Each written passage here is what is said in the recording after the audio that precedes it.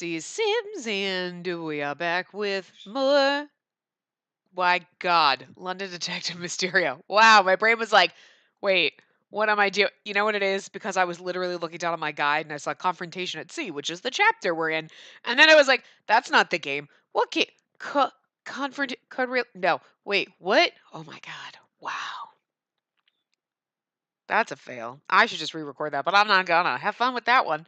Anyway, London Detective Mysteria, and we're in the Confrontation at Sea, and it really just, from this, sounds like we got ourselves fucking kidnapped again, but we'll find out. We'll see. Anyway, in a K-Cheese route, in case we needed that refresher. But anyway. I see. So Lady Whitley was taken away by that organization, along with all the missing children from the workhouses. Yeah, sounds like we got kidnapped again. Look! Is that his face? Like...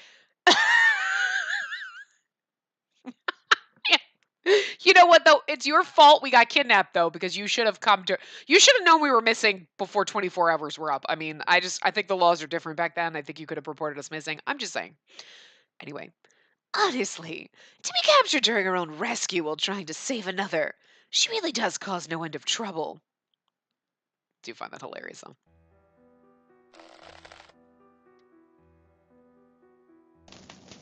The great fire that broke out below St. Spira Church crested in its intensity as Akechi stood at the threshold, ready to rush back in to save Spacey. Miss Whitley! Akechi, wait!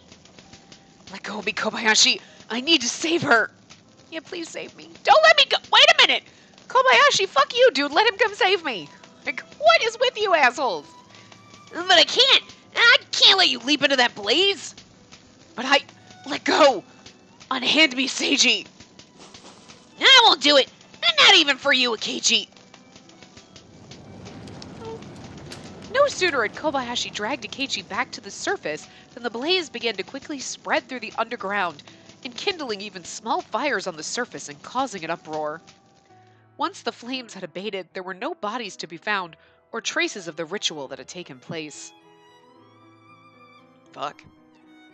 The residue samples taken from the site positively identify the substance burned by the cultists as a variety of the drug commonly known as crystal. Like crystal meth? Is it meth? Is it fucking old-fashioned meth? I'm gonna pretend it's old-fashioned meth. In low dosages, it simply functions as a mild paralytic, with potential side effects including headaches and dehydration. In larger concentrations, however, it directly impacts the functions of the nervous system, impairing one's judgment and fear response. Can we pause? Lowercase t, time out here. T, time out. Like, big T, lowercase t, doesn't matter. It's a timeout, motherfuckers. Pendleton, what? Honey, what? Are you just really knowledgeable or are you shady? I'm just gonna go with he's really knowledgeable because you know what, if he's shady, I just don't even care. I love him so much. I swear to God, this would be like the second time a game has devastated me if Pendleton turns out to be fucking evil or something. I'd be like, no, why? But I'm still love him anyway. Tell him saying. But he's really, for a butler, he just knows a little bit too much about the shady shit. You know what I'm just saying? Anyway.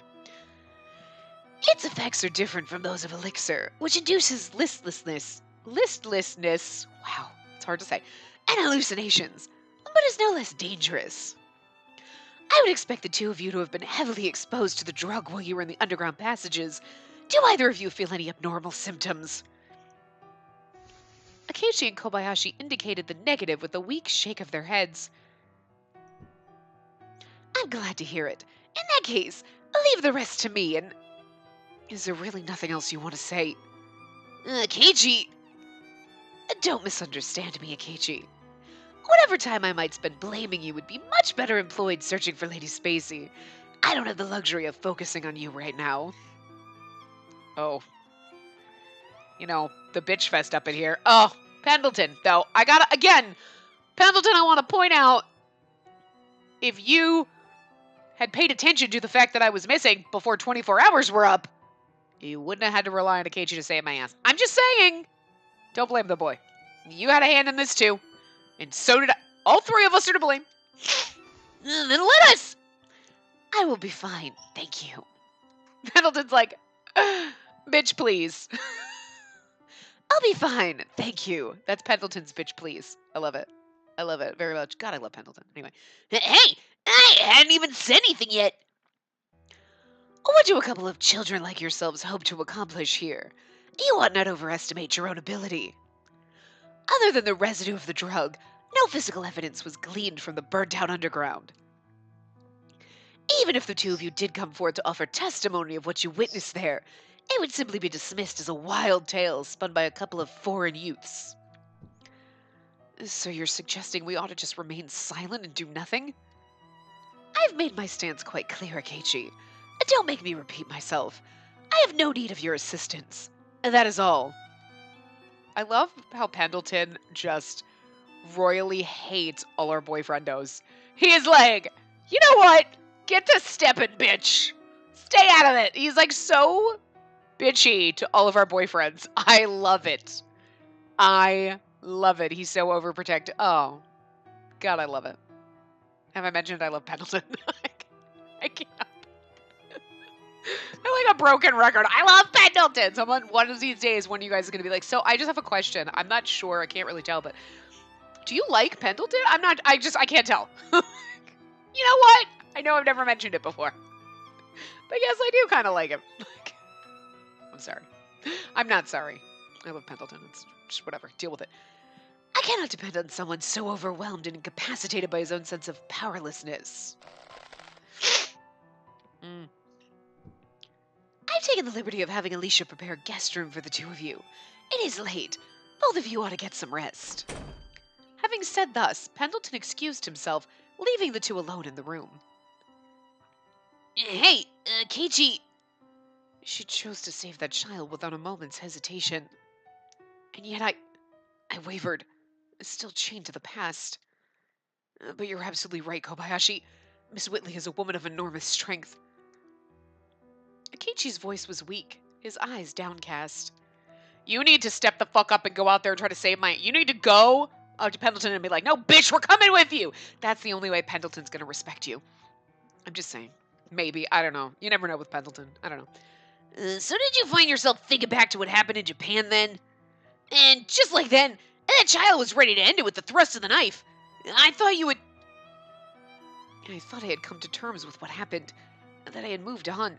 And yet, the moment a similar situation presented itself, I froze. I have no regrets about the choice I made that day, yet this time, I found myself wavering.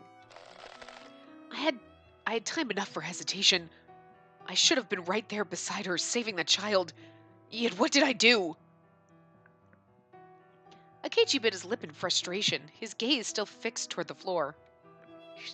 Pendleton, will you hold him for me? Because I'm kidnapped somewhere, and I just want a CG of that, just, for science. So even you find yourself beset by frustration every now and then, Still, this is no time to wallow in the pits of despair. If you ask me, I'd say you take what people say at face value too much. Pendleton may have told us he has no need of our help, of course, but he never once instructed us to do nothing. Or are you planning on simply giving up and leaving Spacey's rescue to him? I mean, I wouldn't say no to that, but it's Akechi's route, so. I couldn't possibly do that. I thought as much. Well then, it seems our choice is made. Just dutifully listening to what others tell you isn't enough to capture the heart of the maiden you love. You may well be right. You admit that you love me? And Kobayashi's like, whoa, wait, I was just, you seriously? Bro. The next morning, House Whitley's head maid Alicia called for Pendleton with a look of bewilderment on her face. You're saying Akechi and Kobayashi are nowhere to be found. What the fuck are you still doing here? I was taken. I'm on a boat to God knows fucking where. Get the fuck in the ocean and save me. What are you doing? Pendleton! Pendleton, stop disappointing me. What am I paying you for? Am I paying you? I don't know. Anyway. Yes, and I've looked everywhere in the mansion. Their beds and room are so tidy, it's as though they were never there. I see. It seems our guests found themselves unable to stay put after all. Their consideration for their hosts is very characteristic of them, though. I did find this on the floor beside the bed. I figured you should hold on to it. Oh, they must have forgotten to take it when they slipped out. I would wager this is Kobayashi's. Alicia handed what she had found to Pendleton, a slingshot. Alicia, I shall be leaving the estate in your care for a time. Of course. In return, I ask that you do bring Lady Spacey back safe and sound. I will. He's like, fuck of course. Like, I'm Pendleton, bitch. Of course. With Alicia and the other maids to see him off, Pendleton departed the mansion. He's in his suit until he gets it, and he's got like a fucking trunk that he brings with him. I just got a briefcase. He changes into like the fact that he's doing all this in a butler. I mean, seriously, why are there not more butler romancy games? I mean, I'm just using this as an example. Like Pendleton's fucking amazing, and he's like a goddamn fucking ninja, right? He can do all the shit. And then like you watch Black Butler, and like fucking Sebastian's amazing. I mean, you know he's a demon and all, but like whatever. Still, I'm just saying that's like two examples that I'm aware of the only two in my head where like butlers are fucking awesome and you want to date them, right? I'm just saying. That just me? Because I don't think it's just me. I'm pretty sure it's not just me.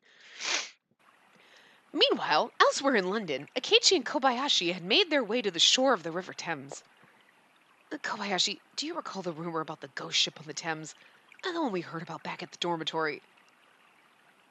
One that's supposed to ferry away the souls of children who misbehave, right? Consider for a moment, does the proliferation of that story not sound like the perfect cover for transporting people by sea without arousing any suspicion? Right when he said, remember that story? And I was like, oh, I see what's happening. I see what... Okay. Especially the cries of children. On its surface, it simply sounds like another urban legend. But if you consider that the children are entirely real, the picture begins to shift. Still, how do you plan on investigating that? Kobayashi trailed off as his eyes were drawn to a ship of paper in Akechi's hands. Is that a map? Where did you get it from? Oh, a slip of paper. I thought it said a ship of paper. And I'm like, what's he gonna do? Like, paper boats? That thing's gonna get soggy and sink. It's because I can't read. The guard we took the keys from in the caverns beneath the church had it on him, and I simply helped myself. Wow! I'm amazed that in the haze of the moment you thought to search his pockets. My physical ability may have been significantly impaired, but my ability to reason remained intact. Fucking Akechi. He's pretty amazing. He's almost as amazing as Pendleton. I'm gonna give him that. Like, he's like, look, I may have been physically incapacitated, but my brain still fucking worked while high on meth. I'm sorry, crystal. It's crystal meth, bitches. I'm sorry, it's just what it is. The area shown on this map, where children are loaded on ships for the journey by sea, is upstream on the River Thames. As you can see, there's a mark made over a certain port, and the detail with which the coastline has been rendered is rather noteworthy. Kobayashi scanned the map of the riverfront. Oh, I think I remember this place. Isn't that where we almost made landfall when we first arrived from Japan? So it is. Though I learned sometime later that it's largely used as something of a scrapyard to moor decommissioned ships. Late at night, with the fog hanging heavy in the air, it would be nigh impossible to account for all the ships entering or leaving port. The perfect place and time to take on cargo in secret and leave port without anyone being the wiser. So what are you planning to do? He's like, oh, no. We should get on a ship and go back to Japan because that bitch is long gone. She's like halfway to fucking Hong Kong by now. Not really, but I mean, she out in the middle of the ocean at this point. They probably took me last night and you're like, let's just hang out. I'm just saying, slackers. You didn't tell Pendleton about any of this, and I think I can hazard a guess as to what that means. He's like, I'm just gonna let Pendleton handle it? No, Pendleton's not gonna be able to handle this. No offense to Pendleton, he doesn't know about this, so. She was effectively captured in my place. His voice betrayed the anguish he felt. Spacey was captured because I let go of her hand. It was foolish of me, and I hope never to repeat such a mistake. I'm also just gonna guess that, like, you're a teenage boy. They don't really want you. Maybe. But also, you can kick their asses. So, they probably took me because, you know, sex slave. I'm just saying. I mean, although, Akechi, you're really pretty, so you never know. Like, you were right in what you said yesterday, Kobayashi. Heeding the words of others alone will not be enough to aid me in saving her. Wow, I never thought I'd hear a real heartfelt admission from someone as stern as you. I have ended up dragging you into all of this, Kobayashi, and for that, let's be clear. You've been dragging me into strange business for years now. Nothing new there. And seeing as I'm in the thick of all this, I ask that you let me be a part of it till the very end. Thank you very much. Late was the toll of the night, and a thick fog blanketed the port. Under cover of mist and darkness, Akechi and Kobayashi made their way to the port upon the riverfront, guided by the map. Nearby, several decommissioned ships bobbed at their moorings. The figures of 4 or 5 suspicious-looking men could be seen, even in the dim light. All of them seemed attentive, clearly on watch for something. Blast! I thought one of those sentries had a familiar look about him. Kobayashi scowled, still pressing his face to the telescope as he scanned the docks. It's the same man who threw me into the cell back in the underground. Not a gentle fellow, that one. He was awful to Spacey, too. He's the rapey one, isn't he? Isn't he? He might be. I don't know. If not for the crystal, I would have liked to give him a more thorough working over for his behavior. Akechi's fist tightened around the sheath of his katana. Oh, he gonna stab a bitch. Well, given their number and their vigilance, it's a safe bet that they really do traffic children here. Maybe you should call Scotland Yard, is all I'm saying. Alright, here's the plan, Akechi. Kobayashi spoke, sliding his slingshot from his target and giving its band a firm tug. Sliding his slingshot from his target. Anyway. I shall employ fireworks to distract them. And while their attention is diverted, you'll take advantage of that opening to make for the riverfront and see if Spacey is safe. But once their attention has been roused, that will make them all the more vigilant. Perhaps, but with the fog as thick as it is, they'll not be able to see too far. You should be able to sneak past them without trouble, or stab them all. I'm just saying stab them all. Besides, even I can tell you're worried out of your mind for her. Very well, then. But don't take too long, you hear? I can only keep these miscreants occupied for so long. Like, they somehow all got shot in the head. I don't understand. Like, right between the eyes. Perfect targets. How did that happen? Fucking Pendleton up on the roof of a building, just with glorious hair blowing out behind him in the wind. They're like, I have no clue, because they don't look up and see him. I'm just saying, Pendleton's amazing. Before the last word had left his mouth, Kobayashi had loosened his slingshot's pouch, sending one of his firecrackers sailing toward the other side of the port. A series of loud snapping noises echoed through the quiet night air. That's not really fireworks, those are firecrackers, that's different. What was that? Come on, let's check it out! The guards hurried off in the direction from which the sound had come. Come on, here's your chance! Understood. There the two of them parted ways, hurrying out into the fog. He's like, seriously though, hurry, because I'm going to get myself kidnapped right now, so I'm going to need you to rescue me too. This fog is so heavy, I can't make out a thing outside. I thought I heard one of the guards shouting something, but it's all gone quiet now. Many cages were lined up nearby, children held captive in each, but I heard not a thing from any of them. Not a cry of anger, not even a quiet sob. No doubt something must have been done to stop them from making any noise, yet except for me. If I don't act quickly, I shall end up sharing the very predicament from which I hope to save these children. Filled with a growing sense of unease, I found my hands curled around the bars of my cage more tightly with each passing minute. But then, something began to happen. What in the world? Akechi. I heard a short scream, accented with pain and panic, then the sound of something hitting the floor. What's that? Is someone there? I tried to peer outside, but the fog obscured all but the nearest sights. Cautiousness got the better of me, however, and I released my grip on the cell's bars. But just as I did... Wait. The face was indeed Akechi's, but his voice had an edge of panic to it that seemed very unlike him. As I heard the footsteps approach, I felt someone reach out and grab my hand. A warm hand. It was the very hand whose grasp I had let fall away in the caverns beneath the church. Akechi? Miss Whitley, are you all right? His face and hair, usually beautiful and clean, both showed a light dusting of dirt, and his breath came heavy. I could only begin to imagine the peril he had put himself in to come so far for my sake. I felt so humbled in that moment that I could scarce bring my gaze to meet his. I'm I'm fine. Perfectly all right. No injuries to speak of. I tried to quiet the quavering in my voice as best I could, so as not to worry him any more than I must have already done. I'm so sorry, Akechi. All I've done is cause trouble for you. Apologize later. Be happy he's rescuing you now. I'm so sorry. I can't claim to have not anticipated this, but you really do try to put forth a stalwart front even in such circumstances. What? I found myself finally looking up at him. Look at how precious he is. He's so adorable. Akechi, meanwhile, gazed down at me, a bittersweet smile playing at his own lips. Yet, despite that, the light within his eyes remained soft and kind. Seeing him there, with that look upon his face, I felt at last as though all the tension that had wound tightly within my frame began to unspool, and the more it did, the more the tears threatened to come. You think this is a stalwart front?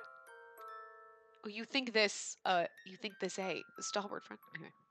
His voice, his gentle voice and the quiet clarity of his I read that totally wrong like 6 times in a row. Look, whatever. His gentle voice and the quiet clarity of his eyes transfixed me there, unable to move. I didn't wish to cause for him any more trouble than that which presently faced us both. And more, I didn't wish him to think me as pitiful as I felt in truth. Good Lord. It's because they fancy with the language, trying to sound all like old timey, like, and it's like, wow, that's not how normal people talk anymore. It's like so difficult. It's like trips me up. And yet, my tears would not cease. My only desire was to cling to his outstretched hand. I'm so sorry. All I could muster was apology upon apology, head turned downward. You needn't apologize to me. I've never met a woman with courage as great as yours, or such a surfeit of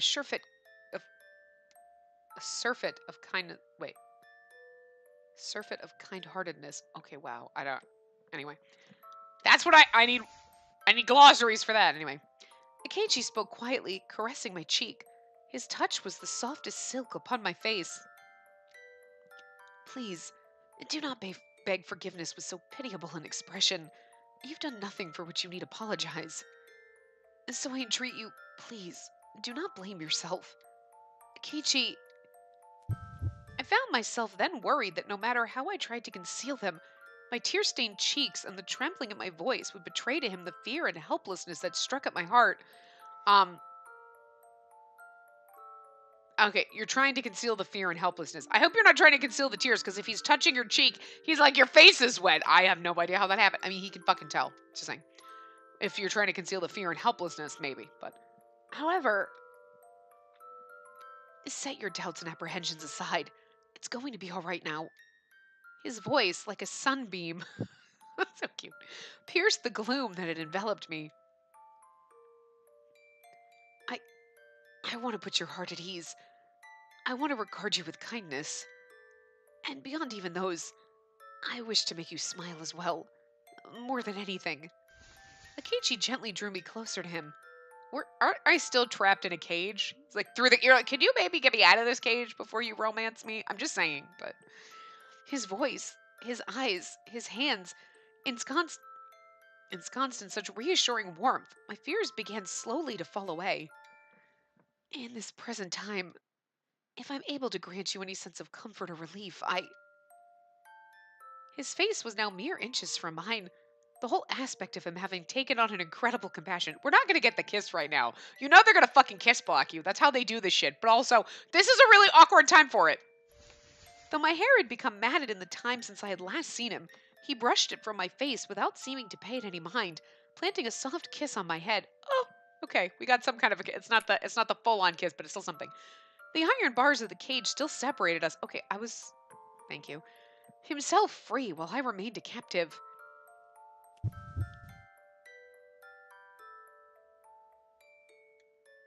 She's such a derp. They drew her so derpy. But our intertwined fingers and his lips pressed against my forehead. How, though? You've got a bar against your forehead. I'm just saying. But do you notice, though, that, like, her hair looks like it's going over the bar? I know it's just the art style, like that they're like, well, if I drew the bar going across, it would look awkward, so we'll kind of like fade it out, but it still it looks awkward. It looks like her bangs are over the bar. Like how would that even happen? Like it just looks weird. Am I the only one that notices weird shit like that? Like why did you do that? But like anyway, you can also see like her bow and everything. Like these bars are ghost bars. I don't know why she can't just walk through them. That's what I'm saying. Anyway. But our intertwined fingers and his lips pressed against my forehead made me feel as though whatever now faced us, we could overcome it. Wow, I can't read. With Akechi here, the cold uncertainty has all melted away. He caressed me gently and kindly, as though to reassure me that the touch from which I had broken away was once again here for me. I could feel the tightness in my own throat as well, and the occasional shiver and shudder of my body. I was overwhelmed with happiness that he had thought so much of me, that he was even now trying to do his utmost for my sake. Tears streamed down my cheeks once more, but this time they flowed not from the cold well of uncertainty, but from the font of joy. Miss Whitley. He peered into my eyes, and only then, taking stock of myself, did I register the embarrassment of being seen with tears spilling down my face. I see you're not going to flush red and step away from me today. Even in my happiness, I found myself saying something less than endearing in spite of myself. Not today, though I can only imagine how unsightly my face must look at the moment. What? A cursory examination revealed that his face did, in fact, have a reddish look about it. Be that as it may, however, I want to be by your side, no matter how shameless that may make me appear. You're like, oh, you're so adorable. I don't think you're shameless at all.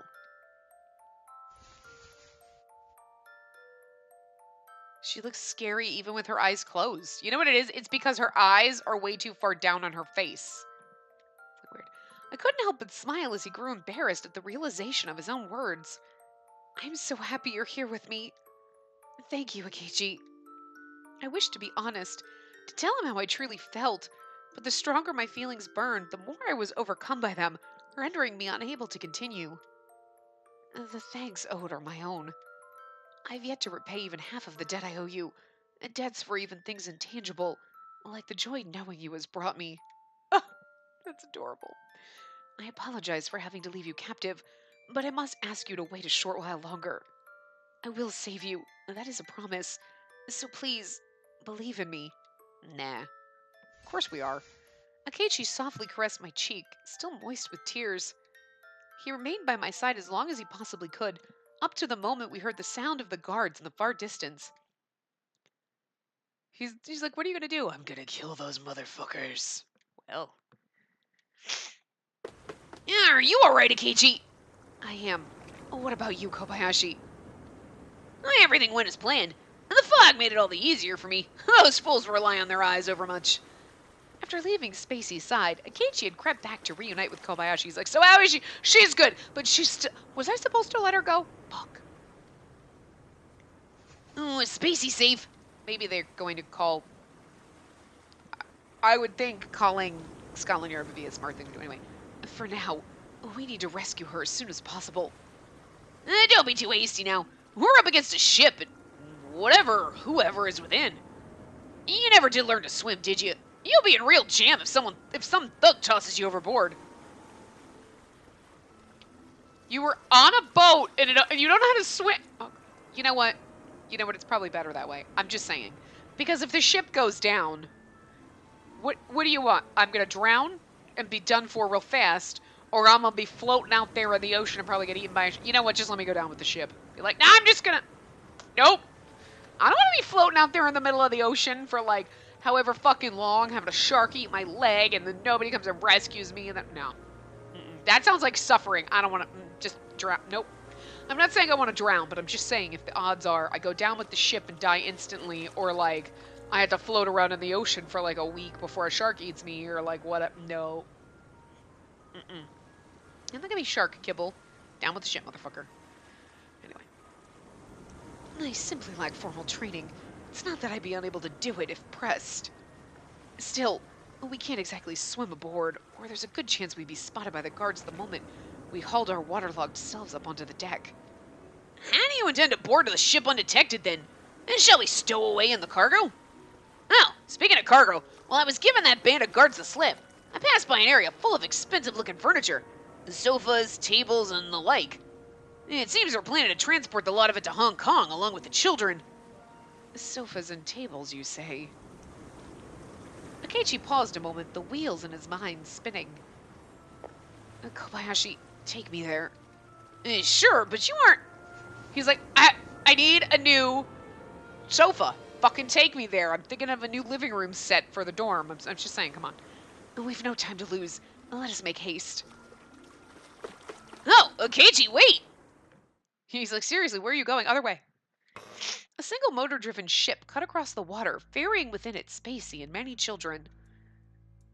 The vibrations of the engine and the rhythmic churn of the waves beneath caused the vessel to occasionally pitch and sway. Ugh, can't really get used to boats. Hope the rocking eases up soon. But just as the nauseous-looking guard was about to leave the hold...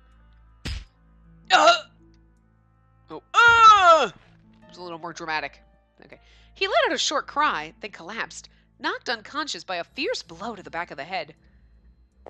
Unfortunately for you, there's nowhere on board any ship you can flee to escape seasickness. Hold on. I had a dry spot in my throat, had to cough. Standing over the man's prone body, Akechi returned his katana to his side.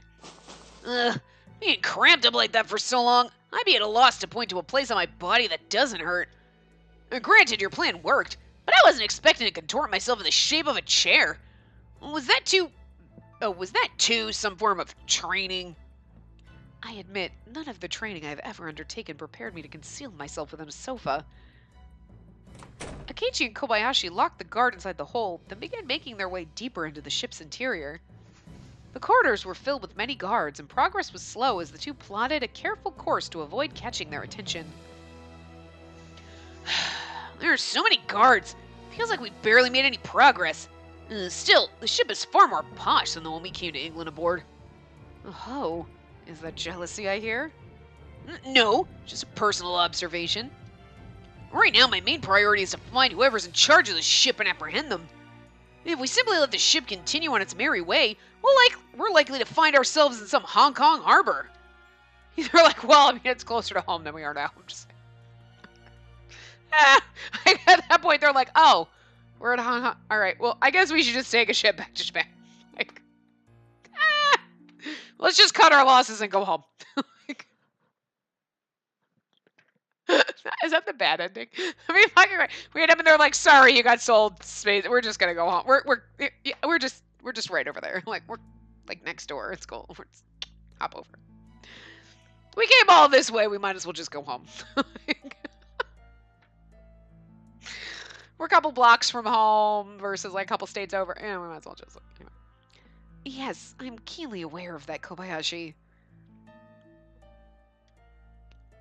Their careful prowling eventually led the two to the ship's upper deck, where the thick fog billowed around them. However, the cover that shielded them from watchful eyes was even now dissipating, pushed away by the sea breeze. Hey, Akechi! Is that... The first thing to catch Akechi and Kobayashi's eyes was a group of children bound and tied, splayed out on the deck. Hey, are you alright? And they seemed to be merely unconscious. But what are they doing up here? I thought I heard water. It sounded like, is that Pendleton swimming from the shore? Probably. A simple question with a simple answer. They're here to serve as an effective lure for any bleeding hearts like yourselves who might think to intrude. I don't know who it is. I'm just reading. I was thinking Dejar, but Akechi sensed a rapid movement from behind. In an instant, he had drawn his blade and dealt a turning slash. The object split clean in twain, clattering to the deck. That's... I'm thinking it's Dejar, but anyway. Dear me, there goes my favorite tiger mask. That wasn't very kind of you. Oh, okay, it's Porlock. Okay. Still, I was thinking it might be time for a new mask anyway. What do you think would endear me to the children? Father Christmas, perhaps? At the sight of the stranger, both Akechi and Kobayashi brought their weapons to the ready. His eyes flickered icily in the darkness of the night. Come now, Is there any need for such hostility? I haven't done anything to you. Might I not at least ask that you introduce yourselves before you brandish your arms at me? A true gentleman respects his elders. I'm afraid I've no desire to make introductions with loathsome cretins like yourself. My, now that's a dreadfully mean-spirited thing to say to someone you've only just met. I thought you Japanese valued politeness above all else. Samurai-kun. Samurai-kun. I don't think that's how that works. I don't think you can... I mean... So you know who we are. He's like, I mean, I just took a guess that you weren't actually British. Just guessing. I mean... It's like, you know who we are. Just saying.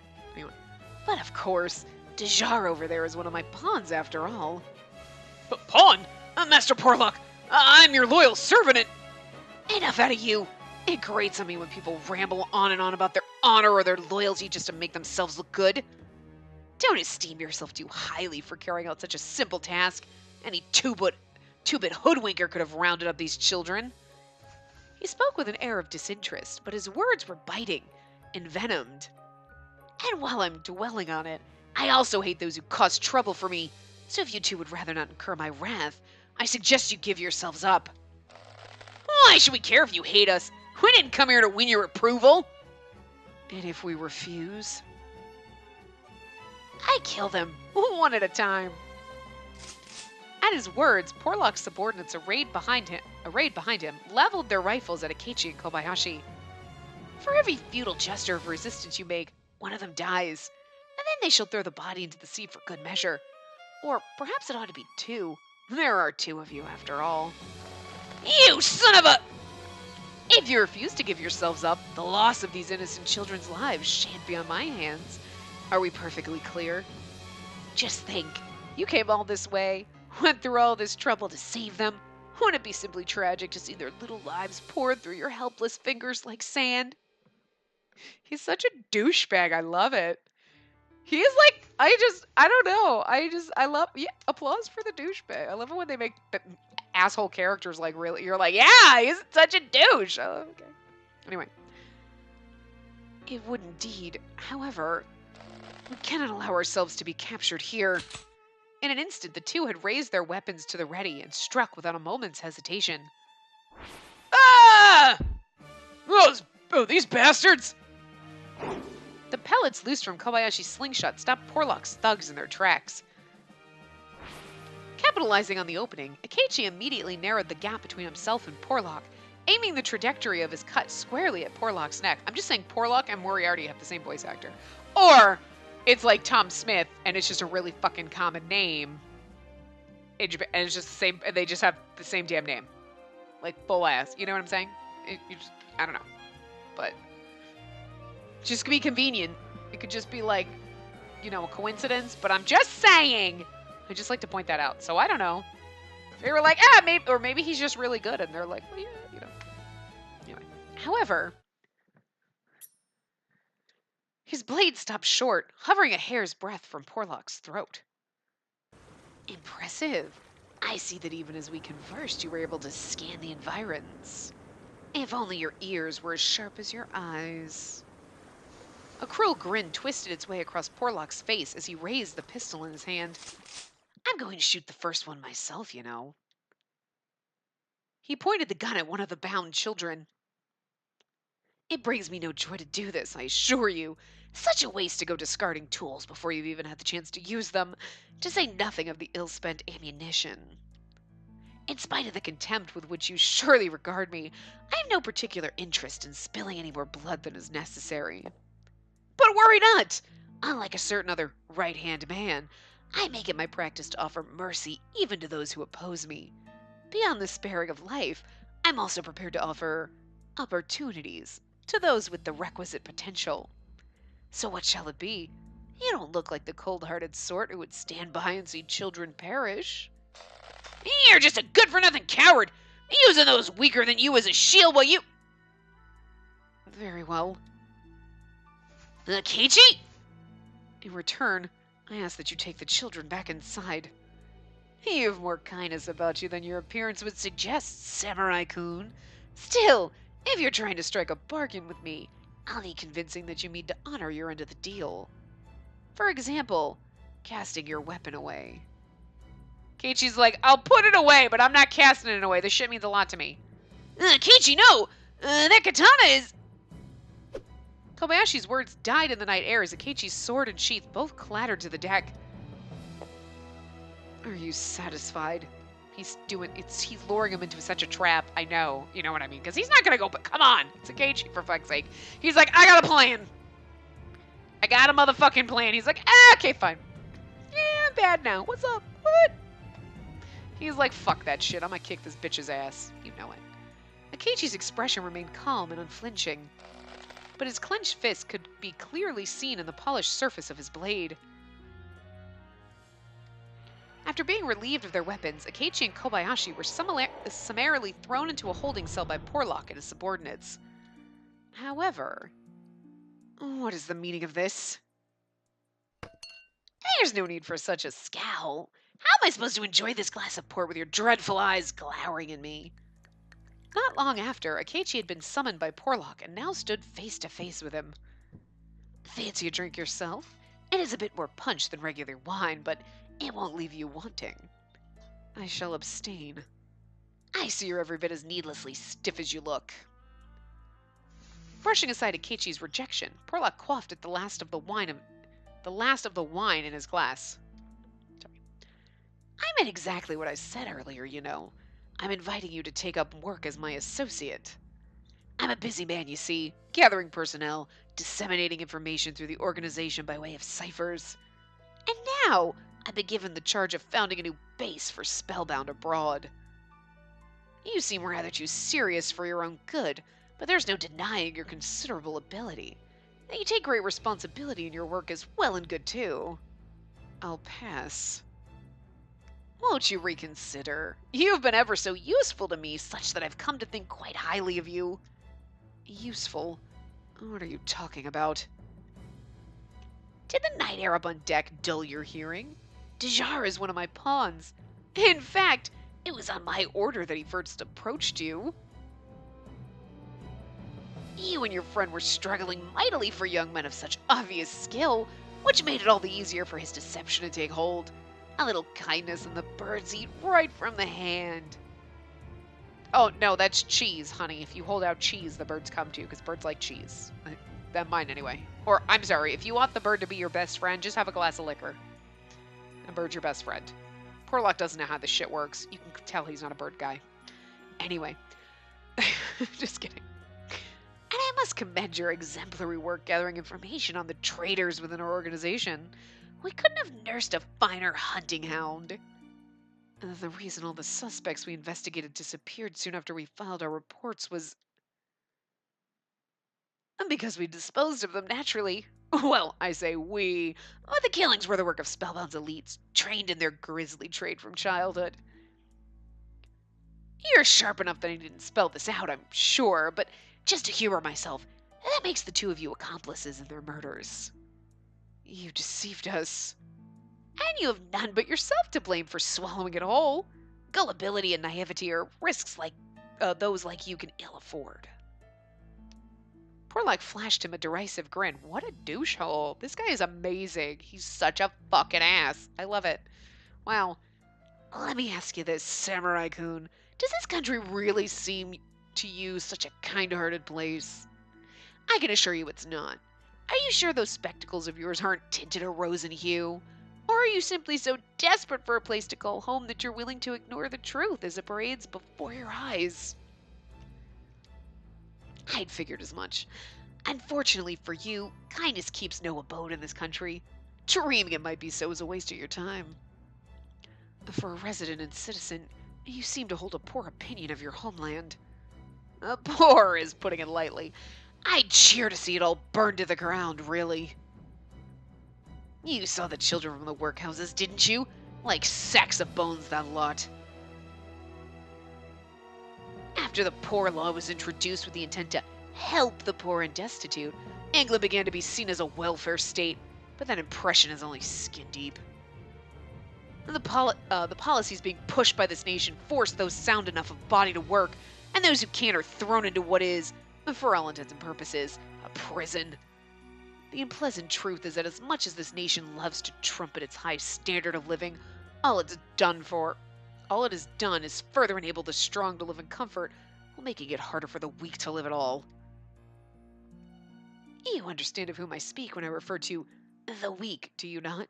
The poor, the oppressed, outsiders, those whom good society would be more comfortable without, people just like yourselves. At the word weak, Akechi clenched his fists all the more tightly. I think it quite natural for those hemmed in on every side by their narrow prospects to dream of a more open world, a freer world, don't you? I yearn for that freedom. I yearn for a place where my future is not foreordained by my birth, my social standing, or the whims of others. That's why I number myself with the members of this organization. You desire the very same, do you not? For those around you to recognize your ability?